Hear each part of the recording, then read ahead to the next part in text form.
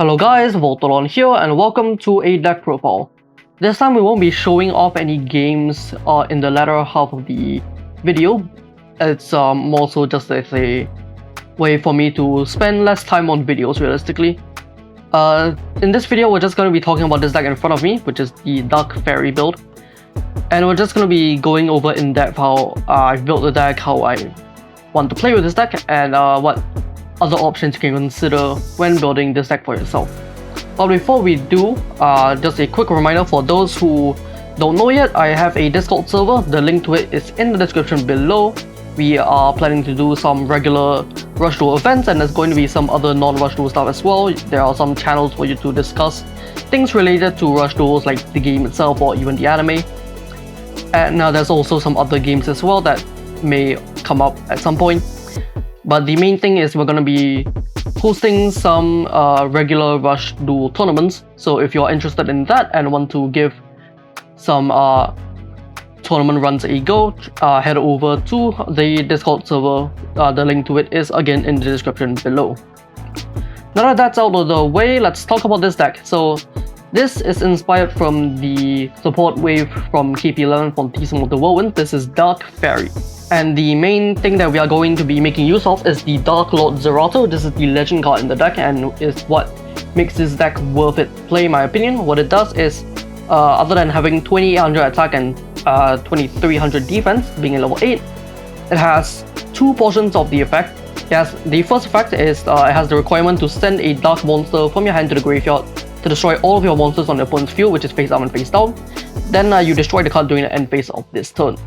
But it also has a summoning requirement, where if you have 4 more dark attribute monsters with different names in your graveyard, you can tribute summon this card in an attack position by tribute summoning it over one dark attribute monster. You don't need to do this, but it is a way to cheat it out easier. Though we have other ways of summoning onto the field as well, you don't need to like tunnel vision into that extra effect.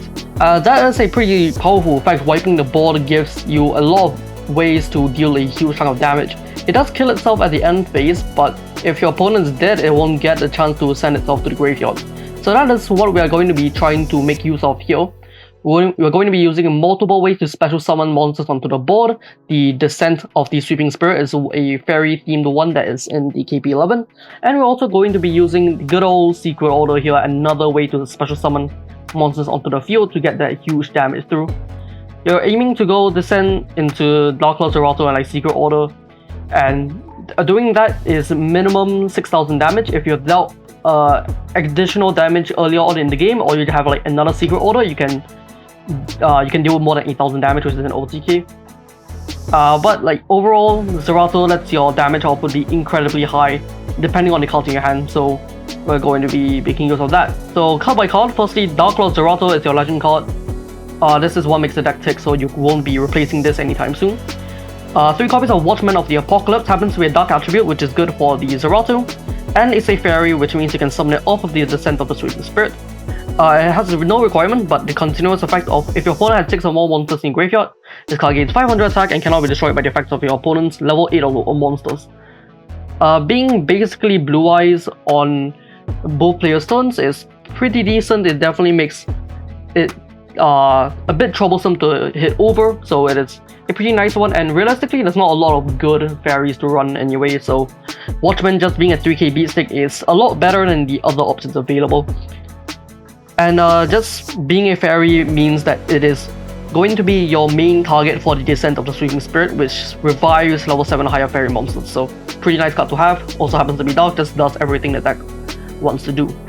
Speaking of fairies, we are on 1 copy of Azareth the Sweeping Wind. Its requirement is you can send 2 cards from your hand to the graveyard and you can destroy a spell trap on your opponent's field. It is a wind fairy instead of a dark. But the important thing is its name, and we'll get to why shortly. To round out the level 7s, we are on 3 copies of Cross Promotion, the Elite Noodle Ninja. This is a fire attribute Secret Order target, which is very important because this deck relies on special summoning, and if you run up against Barrier Statue and you don't have the Cross Promotion, you are going to be in a world of hurt, to say the least.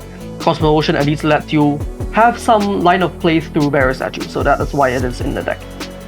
We are also playing 1 Galactica Oblivion. If you're not worried about Barrier Statue for some reason, you can play more of this card because it is in a vacuum the best Secret Order target, but because we want to make sure we can play through this popular meta core, then Oblivion is ran at 1 copy to make way for the 3 copies of the Cosmo Ocean. But Oblivion is still a pretty nice order target for this deck. For the low levels, we have 2 copies of Archangel Glyco Razor. This is a 1500 beat stick, nothing much to say here. It is a pretty clean attacker into a lot of the low level set monsters, so it is nice to have. Again, there's not a lot of good fairy monsters. This is one of the better ones, just by proxy of the other ones not being very good. So Glyco Razor is here because of that, but 1500 beat sticks aren't to be underestimated, in my opinion. We're also on 3 copies of the Brain Harvester. This is the Mystic Dealer of the deck, but it works a bit differently. If your opponent has 2 or more monsters on the field, you can send up to 2 fairy monsters from your graveyard, from your hand to the graveyard to draw cards equal to the number of cards you send to the graveyard. So if you discard 2 cards, you draw 2 cards. If you discard 1 card like Mystic Dealer, you draw 1 card. The only thing is you can't really use this like on the first turn, and in some situations your opponent only has 1 monster, you can't use this either, but most of the time you are able to get this online if you need to, and like overall it is a pretty decent consistency tool. It is overall pretty nice for this deck, and being a fairy obviously has its merits as well. We've also got 2 copies of Seraph of Darkness. This is a very interesting card. If you have a face-up level 5 or higher dark monster on your field, you can pay 500 life points to change a face-up level 8 or lower monster on your opponent's field to face-up attack position or face-down defense position. So this occasionally gives you a way to close out games. You can flip a face-up defender into attack position. But a lot of the time you're going to be using it like CS the Torero to flip something face-down and just attack over it. Generally that monster will likely have lower defense than its attack, so it makes it easy to beat over. Something like Cosmo has 0 defense, so you can just use the Seraph to beat over it in that sense, so it is pretty good. And it's another Dark Fairy, so it is a very good inclusion in this deck, just being a fairy for Descent and being a Dark for the Zerato. 1 copy of the Archangel Dianido. This is a pretty nice card honestly, but I didn't think I need more than 1 copy of it a lot of the time. It has the fact that you can send it from the field to the graveyard to choose a dark fairy monster on your field to give it piercing, which is pretty nice. It's another way to help you close out games like the Seraph of Darkness. The only thing is there are only 4 dark fairies that you want to give the boost to, so it is not something that you always exactly want to use, so I'm only playing 1 copy of it. And another reason why I'm only playing 1 copy of it is just to make way for more names. We're on one of the Archangel Garladorby. And realistically, the only reason we're on this card is because of the Zerato, just to have more ways to get the names, to be able to like tribute the Zerato for 1 less if we need to. Just if you don't care for that much, you can just play 1 additional copy of Dianido or even the Seraph of Darkness. Both of these are pretty good options over this Dorby here. Next up, we've got 3 copies of Tiger Roll, the Sushi Fairy. This is a very nice card for fairies. It has the effect that you can add up to 2 level 8 or lower fairy monsters from graveyard to your hand, but you cannot normal or set or special summon monsters from the hand for the rest of this turn. Notably, the requirement says you cannot special summon from hand. That means they can special summon from the graveyard, which is what cards like Descent and Secret Order can do. So the restriction oftentimes isn't going to matter if you have the right cards in your rotation. And a lot of times it just says +2, which is very important because cards like Descent of the Sweeping Spirit and the Magical Stone Excavation need you to discard cards to activate them, so having the hand advantage to actually activate these cards is very nice to have. And it also lets you guarantee you some dark monsters in your hand for Zerato as well if you are missing some dark attribute ones for some reason, even though like a lot of the cards in the deck happen to be dark attribute, so you aren't likely to be missing out on any darks. But if you do happen to be lacking a dark monster, then you can use the Tiger Roll to add it back. And in some slower game states, you can also use it to add back the Dark Lord Zerato to threaten its effect next turn, which is pretty good. You can just like just have your Secret Order stuff set up to punch your opponent, and if they don't react to your board fast enough, then you can just drop down the Zerato by normal summoning it because you added it back to the Tiger Roll to just wipe their board and just attack it for lethal, which is a pretty nice way to end the game that way. So Tiger Roll is an exceptional card in this deck. As for non-fairies, we are on 3 copies of the Strange Spectre of Celestial Severance. This is a dark monster which is good for Zerato. Zerato doesn't need specifically the fairy monsters, It just sees dark attribute monsters, and the Celestial Severance here is a dark for that, so that's good. What it does is very simple. It can excavate the top 3 cards of your deck and send one of them to the graveyard, then shuffle the rest into the deck. This is really good because we want a lot of things in graveyard. We want Alfarian monsters for the Descent, specifically Azareth if you want to get the additional effect of the Azareth. Dark Lord Zerato is also another one that we want to send, and also our order targets in Cross Promotion and the Oblivion. And also just sending fairies for either the tire roll or just like names for Zerato's tribute effect. And in some cases, you can also just send spells that you can add back with the Stone Excavation as well. So overall, this card can send a lot of things, and that's why we are playing it in this deck. For more consistency, we are also playing 3 Amazing Dealer. We don't really want to be keeping a lot of these in your hand. You want to send these fairies into the grave as fast as possible because you can't summon them from hand with Descent. Same with the order target, so you can in theory summon them from hand. You would rather summon them from grave most of the time because that is just more value, but sometimes you do still want to summon from hand, depends on the situation, but most of the time you want these out of your hand and into your graveyard, and Amazing Dealer to get there as fast as possible.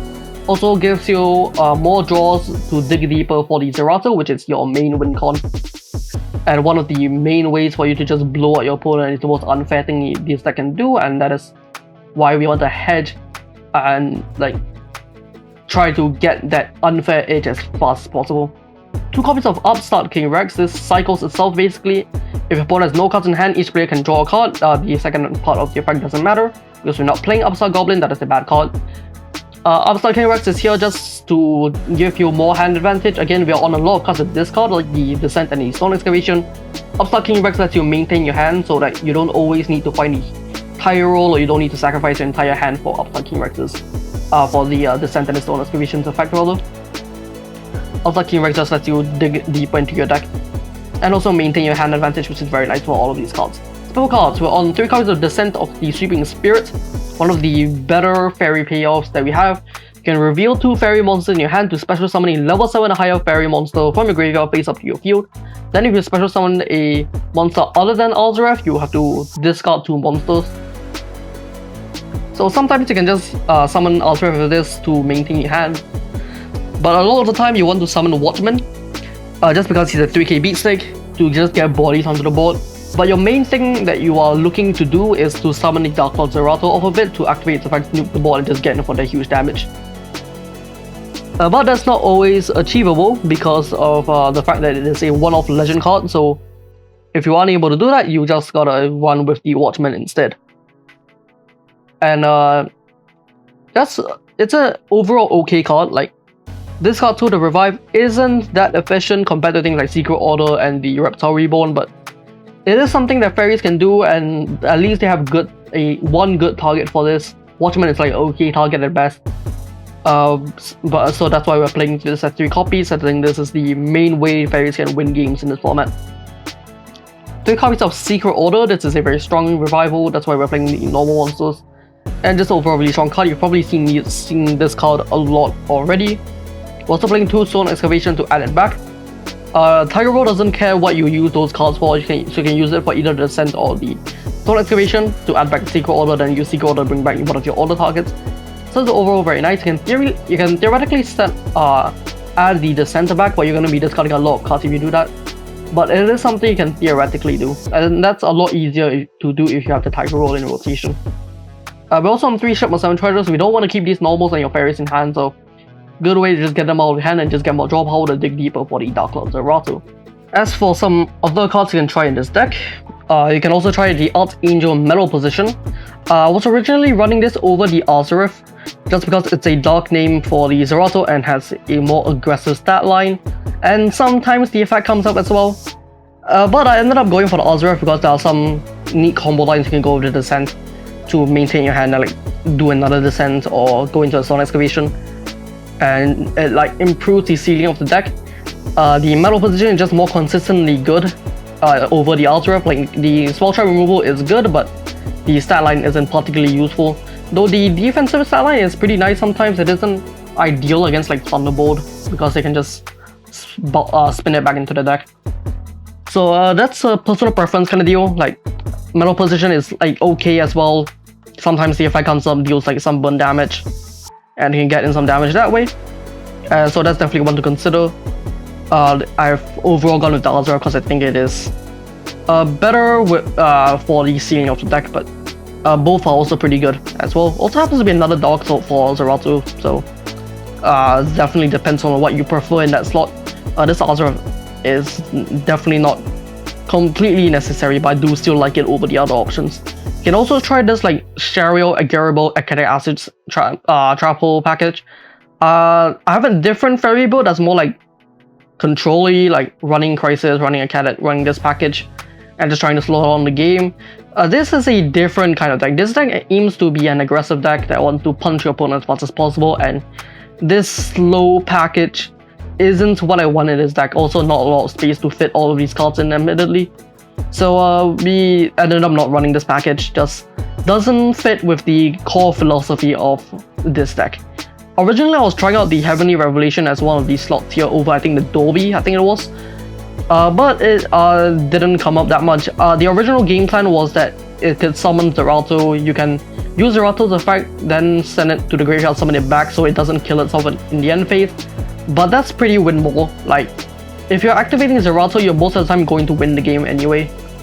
So this Heavenly Revelation isn't ideal, and you already have many ways to get back to Zeratul even without this Heavenly Revelation, so I don't think you need this card, realistically. As for other side deck inclusions, other than those ones you can theoretically run on the side deck, Bear Statue, obviously, I don't think I need to say too much about this. The meta decks like Thunderbolt, Gate Order don't really like this card on the field, so just very good card to slow down special summoning strategies. Annoyingly, it does also slow down your own deck, but if you have like Secret Order, Cross Motion, you're not that affected by it. Definitely a worthy side deck option over probably Delves like King Rexus.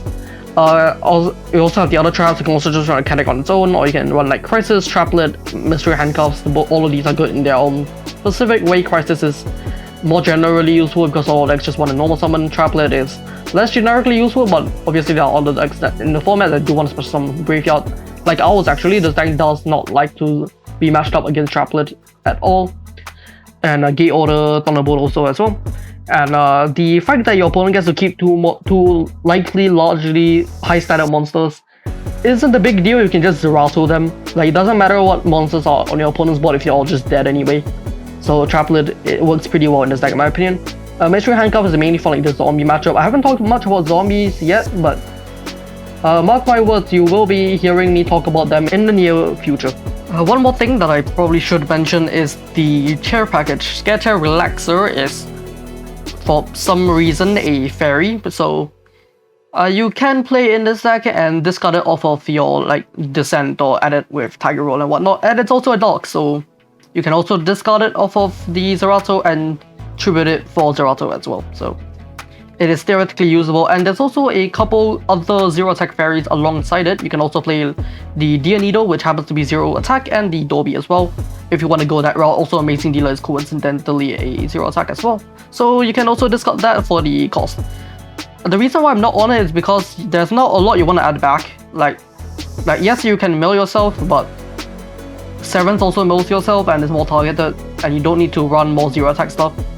So just not running the Relaxer lets you have more freedom in what you want to put in your deck, which is why we are not running it.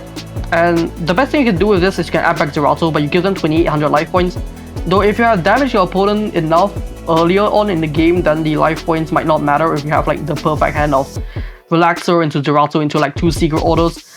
But I don't think that's super likely. I think that just being more consistent with this is just better. And I think the 3 Descent of the Sweeping Spirits and like I guess the 2 Stone Excavations is enough to bring back the Zeratul enough time, so I don't think the Relaxer is necessary.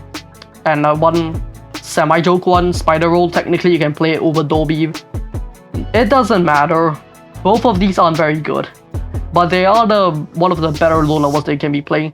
This one technically can swing for 800, but you don't normally want to leave an 800 attack on board anyway. So just running the Dolby to wall off something like a Sea Dragon Knight in case they like attack into it, it's a lot funnier and probably just better than an 800 attack body that doesn't excel in anything. And now for like general game plan kind of deals, let's talk about the Severance here. So what is the order in which you want to send off a Severance? Because You only get to choose one of the 3 cards you get to see off the top, so you want some priority list to work with. So my main priority list is to first send a secret order target. That's the first one, that's the highest priority. If you don't have a secret order target already, you do need to find it as fast as possible so that you can activate one of the stronger cards in the deck, so that's good. Ideally, you want to find the cross promotion, but if you're not playing against a deck that is playing Barrier Statue, the Galactica Oblivion is better. But to play it safe, you want normally send cross promotion first things first without information, just in case your opponent has Barrier Statue. But if you know your opponent doesn't have Barrier Statue, you can just send the Oblivion if you find the Oblivion first. The next up, you want to be sending your high-level fairy monsters. Your ideal one to send first is the Azareth because it isn't very good in the main deck. It is just here as an additional option of the descent. So if you find this over your other lower 7s, you want to send Azareth first. Then you want to send Zerato afterwards. Zerato being in the graveyard basically lets you have like 6 copies of Zerato. Tyro can technically add it back in descent as well. So sending a Zerato lets you get that in rotation, and Zerato is one of your main ways of just exploding and winning your games, so sending your Zerato is very important as well. Admittedly, I think sending the Zerato is better than sending the Azareth actually, so your order right now is Cross Promotion, Oblivion, Zerato, Azareth. And then if you don't have any of those, but you still need a Watchman, then you want to send that, because you want at least something to summon off the descent, and a Watchman is fine, it's a meat stick. And it is generally going to be the one you see most often anyway, because it is a 3-off combat to the other 1-off. So if you see this over the other level 7s, you want to send this one. So just that can be summed up to you want to send your high levels most of the time over for your 7s of this effect. Because you need your level 7s for a lot of your effects, so those are very nice to see. As for other things you want to send, you want to be sending your Dark Fairies. That is next up, just directly lower on the priority list.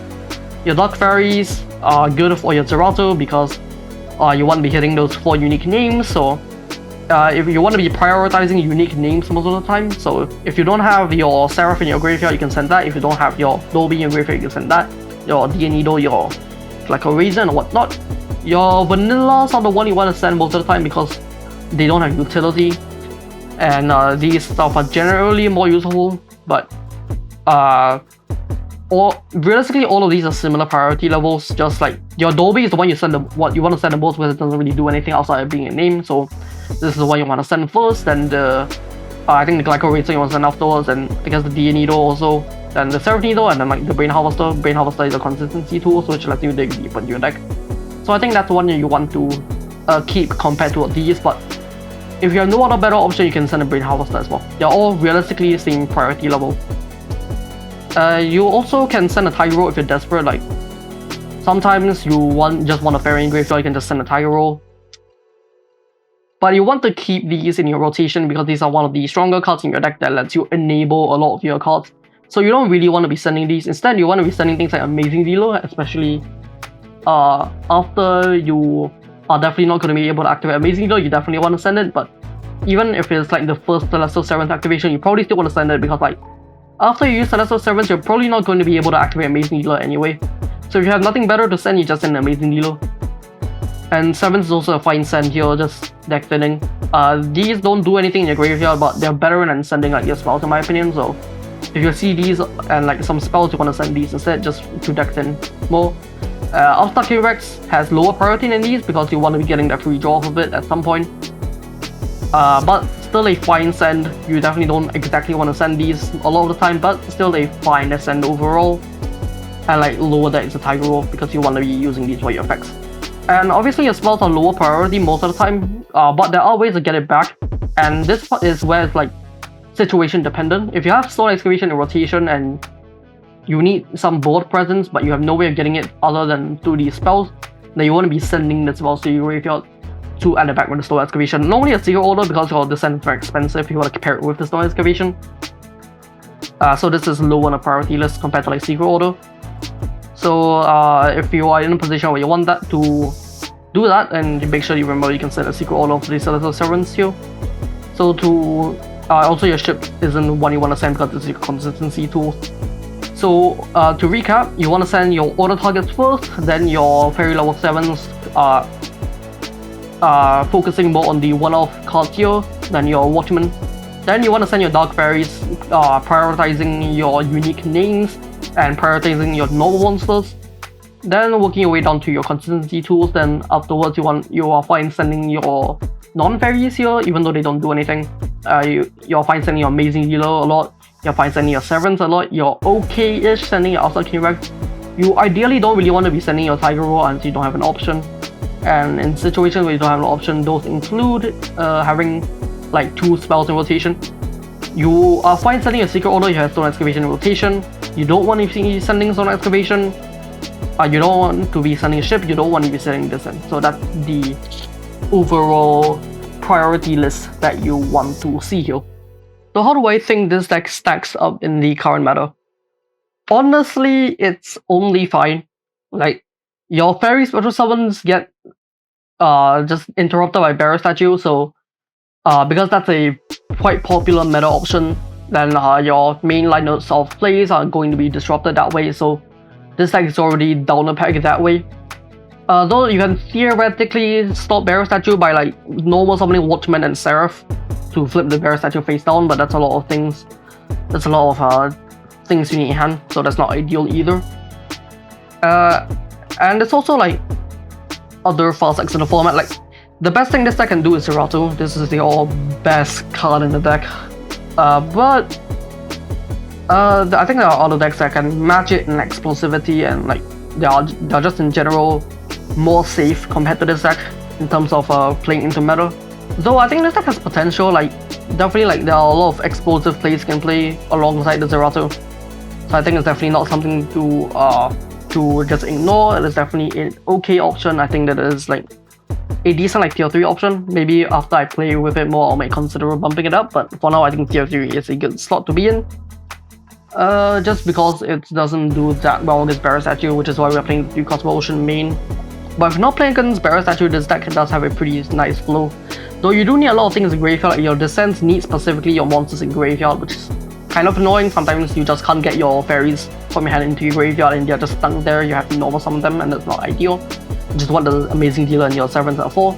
But if you're not able to do that, then you have this like clunky, like halfway done package that just doesn't do anything.